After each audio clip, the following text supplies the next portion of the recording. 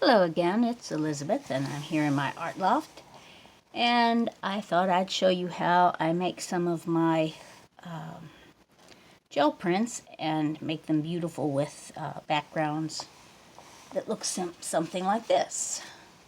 My sister in Minnesota has suggested that I show how I carve the block to make it, a pattern kind of thing. So, first of all, you have to start with a block of something, and in front of me I have a few samples. This is an ordinary eraser, like a Mars Staedtler eraser itself, which this is a Mars Staedtler carving block. You can get these in various sizes. I think you can get them larger than this, and this one was $2.60, which has been a few years ago, so I'm sure you'll pay more than that for it. If you're making a small block, you may be able to use an eraser. However, some of the eraser companies have started making embossed things on the sides of them, so you don't have an actual flat surface. Even on the side that they have their text on, you don't have a flat surface, so you can't actually carve that. Now this one I've carved an I love you on. Can you see that? The I love you? Maybe you can. So I could stamp that. It would be square on this end, of course, and curved on that end, because this part that's been used as an eraser wouldn't touch the paper. But you can carve most anything that, like an eraser or an actual linoleum block. This one is a linoleum block which was mounted to wood. I carved that some time ago, removing the excess parts so that the horse would show. There's the Mars Staedtler block that you can get, artist carving block. You can get what's called Moo Carve, or you used to be able to. I'm not sure which all of these are available at this time. I'm sure the erasers are. I'm not sure about the Moo Carve stuff. This one is nice and soft. The Mars block is a little more, shall we say, crispy. It's not as soft, so you don't. If you have a softer block, you're going to get a softer edge to it than if you have a harder, actual physically harder stuff. You could actually make blocks that you can print with from the little things that you can get from, what am I talking about? The fun foam that you can get at like Hobby Lobby and other places.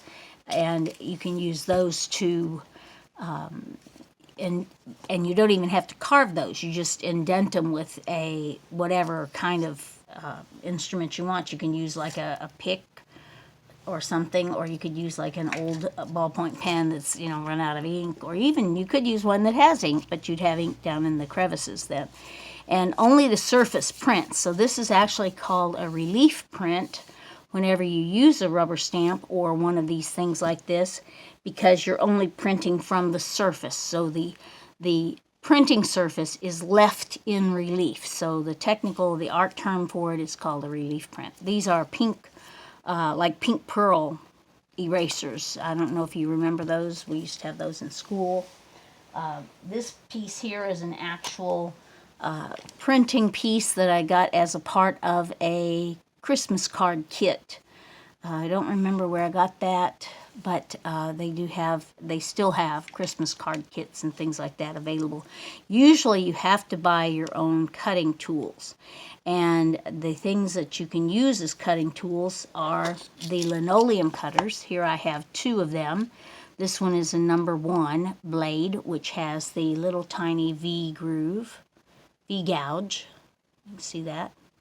And this is a number 2 blade, which has a larger V gouge.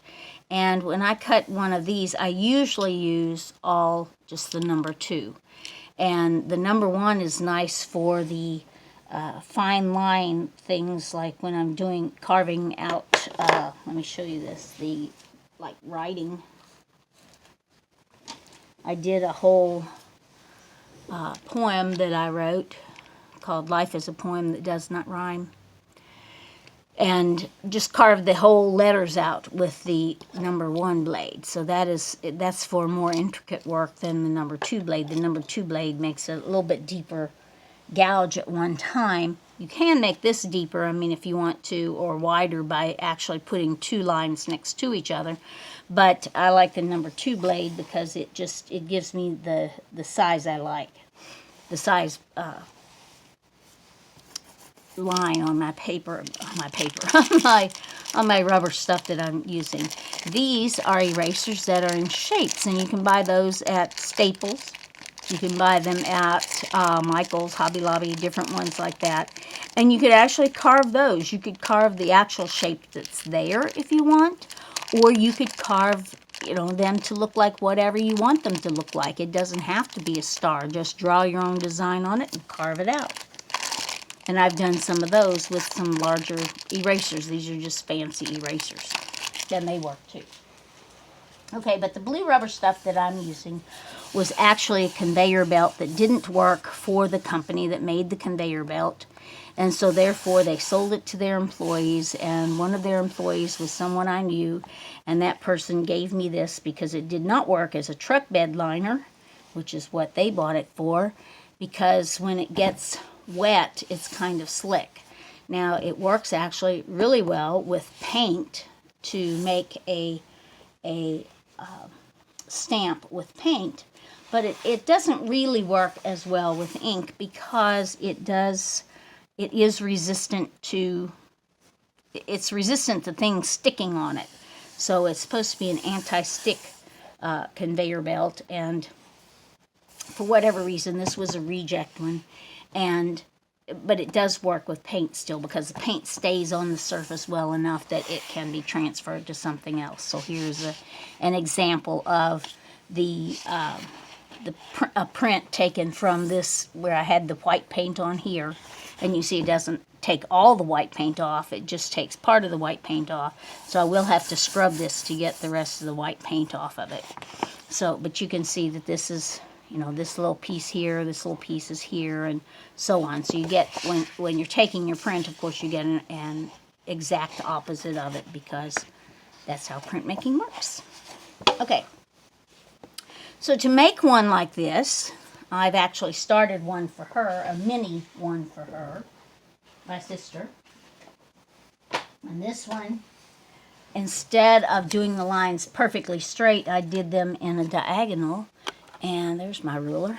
And how I did it was to start with, since my ruler is 1 1/4 inches wide, then I just simply made lines on here 1 1/4 inches wide.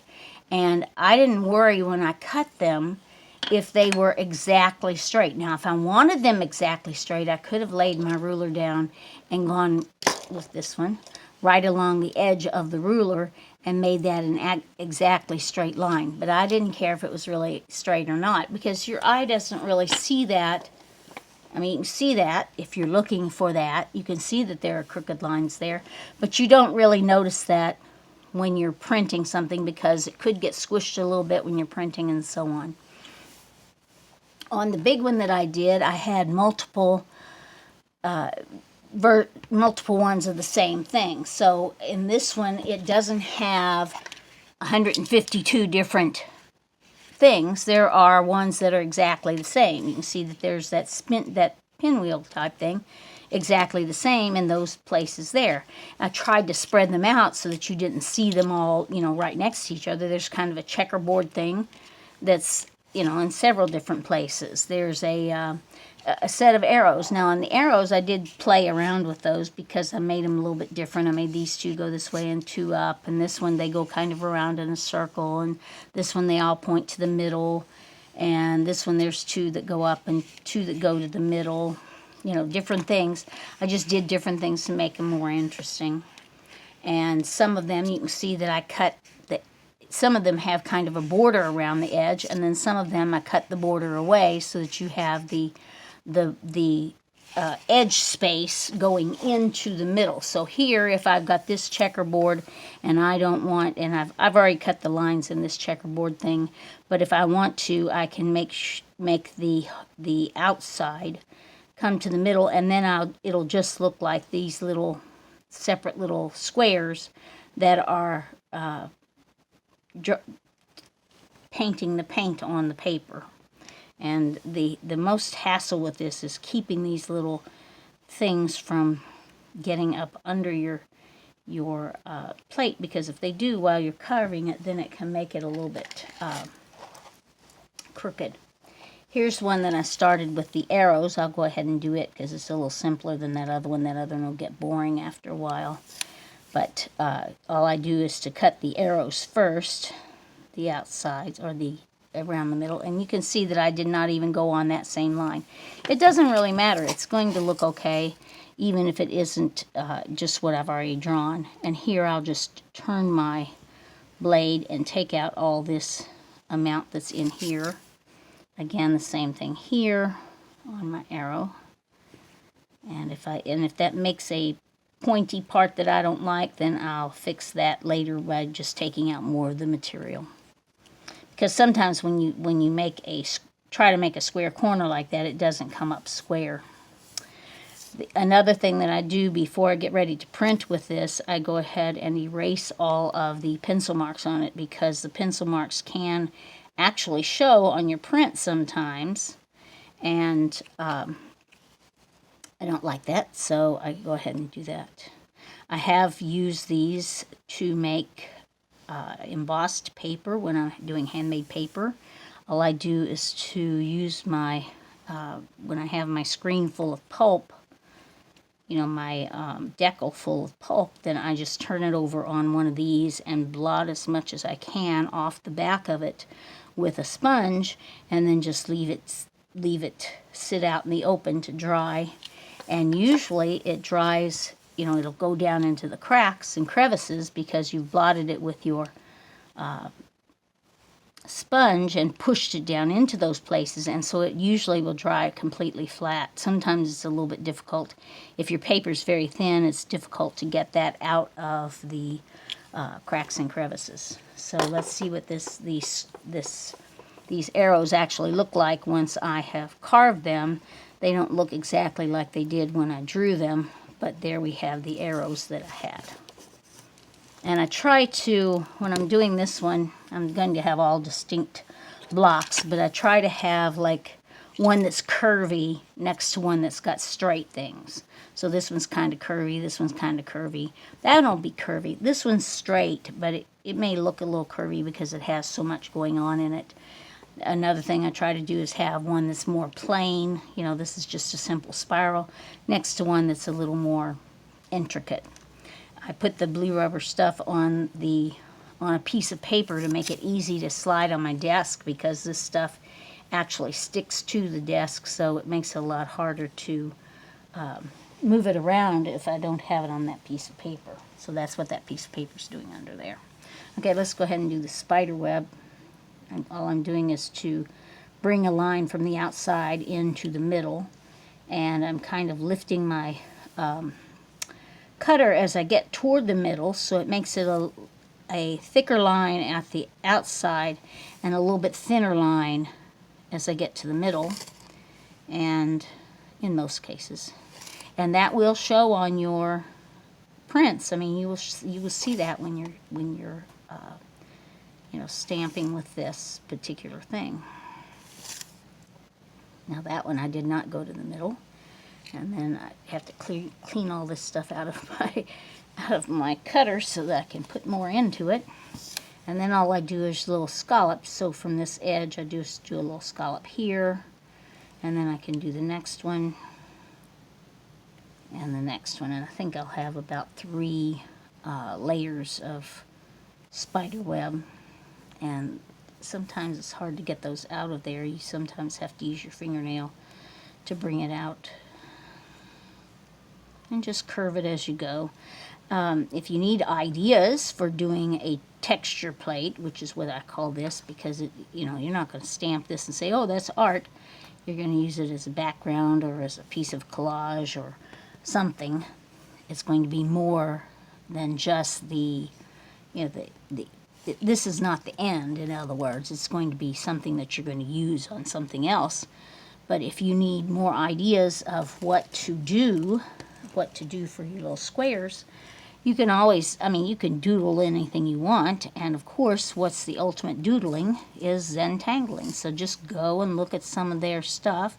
Don't copy it because you don't want to infringe on some copyright, but you can do something like it that's similar. And then you're not copyright infringing. So just be careful with stealing people's ideas. Just do something similar, not exactly like it. Do not copy people exactly, because if you do, you could get in trouble. You don't want to do that. And just like Zentangling, this is very meditative as you are working. If you're not trying to talk and show a video, it is. Of course, if you're trying to show a video, then you've got that. And to see if this works, one way to find out if your spider web looks like a spider web, or if it just looks like something else, then we can do a rubbing from it by just placing a piece of paper over it. Let's get rid of all these little blue things here if I can. Get them out of my way at least. And let's see if I've got a piece of paper. Of course, I don't have an extra piece of paper. So we'll just rip off a little corner here, put that over our spider web, and use my pencil and get us an idea if that spider web looks anything like a spider web. And you can do this and then go back, and if it doesn't have everything that you want taken out of it, go back and take something else out of it. So there you have your spider web. And that's how it will print. Except it'll be backwards, of course, because and I think am I wiggling everything? Could be wiggling everything when I'm erasing. Okay, when I've finished this and printed it out, then I will show you another video. But for now, thank you for watching, and have a good evening or morning or whatever time it is your time. And I will see you later. Thank you for watching.